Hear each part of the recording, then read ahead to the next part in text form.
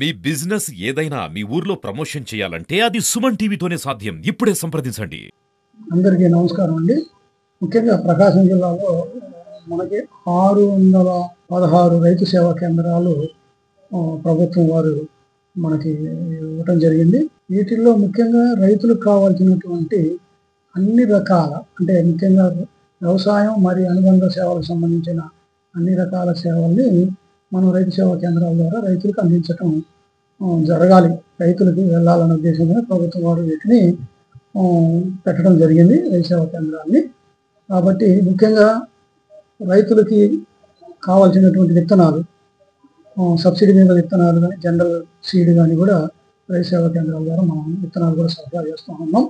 ఖరీఫ్ రబీలో కూడా ముఖ్యంగా ఖరీఫ్లో మనం వరి, పెసర, మినుము, కంది విత్తనాలు కూడా మనం ఇవ్వడం జరుగుతూ ఉంది. అదేవిధంగా ఈ గ్రీన్ మెన్యూర్ సీడ్ పచ్చిరొట్టెలు ఇచ్చేటువంటి విత్తనాలు కూడా మనం ఇవ్వడం జరుగుతుంది ఖరీఫ్లో.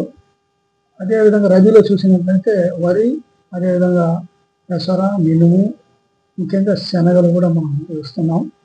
కాబట్టి ఇవన్నీ కూడా రైతు సేవా కేంద్రాల్లో మన రైతులు వచ్చి రిజిస్ట్రేషన్ చేయించుకొని వారు డబ్బులు పే చేస్తే తర్వాత మనం రైతులకి సబ్సిడీ మీద విత్తనాలు అందజేయడం జరుగుతుంది. ఇంకొక సర్వీస్ అనేది మనకి రైతు సేవా కేంద్రాల ద్వారా అందుతున్నాయి.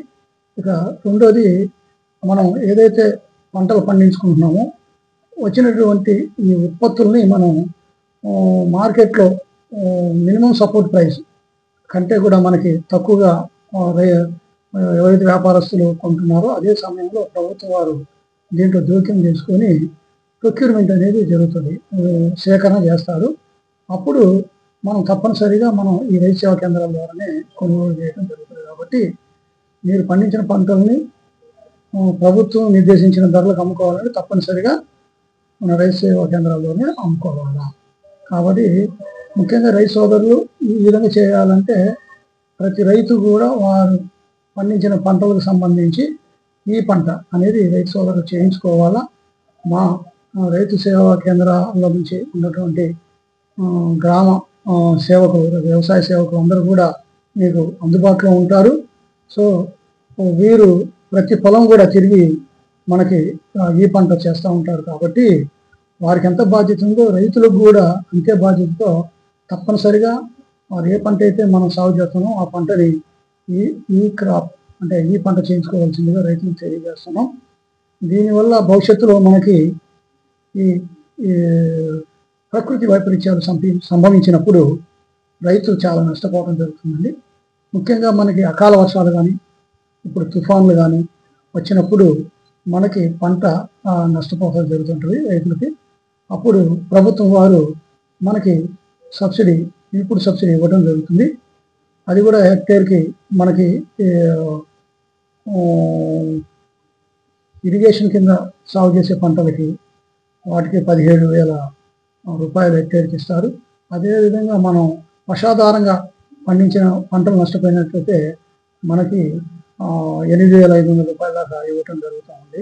అదే పొగాకు అయితే 10,000 దాకా కూడా ఇవ్వటం జరుగుతుంది. కాబట్టి రైతు సోదరులందరూ కూడా మనం ఈ పంటని చేయించుకోవాలా. అదేవిధంగా మనకి వాతావరణం అనుకూలించక వర్షాలు లేకుండా కరువు పరిస్థితులు ఏర్పడినప్పుడు కూడా మనకి ప్రభుత్వం వారు ఇన్పుట్ సబ్సిడీ ఇవ్వాలంటే తప్పనిసరిగా ఈ పంట అనేది రైతులు చేయించుకోవాలా. ఈ సంవత్సరం ఈ పంటలో కూడా కొన్ని మార్పులు చేయటం జరిగింది. క్రితంలో పంట వేసిన రైతులందరికీ కూడా మనం ఈ క్రాప్ చేయించే వాళ్ళం.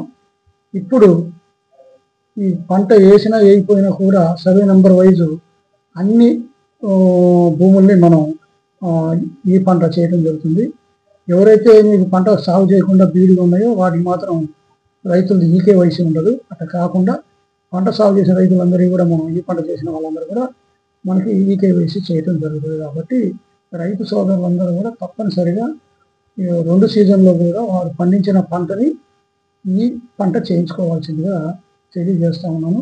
ముఖ్యంగా చాలామంది రైతులు దీనికి సుముఖంగా లేరు. మాకు పంట నష్టపరిహారం రాదు కాబట్టి మేము చేయించుకోవాల్సిన అవసరం ఉండదు. అదేవిధంగా క్రాప్ ఇన్సూరెన్స్ అంటే పంటల బీమా మాకు ఈ పంటలకు వర్తించదు కాబట్టి వీటికి చేయించుకోకపోయినా మాకు ఇబ్బంది ఉండదనే ఆలోచనలో ఉన్నారు. కాబట్టి రైతులు ఆ విధంగా చేయొద్దు.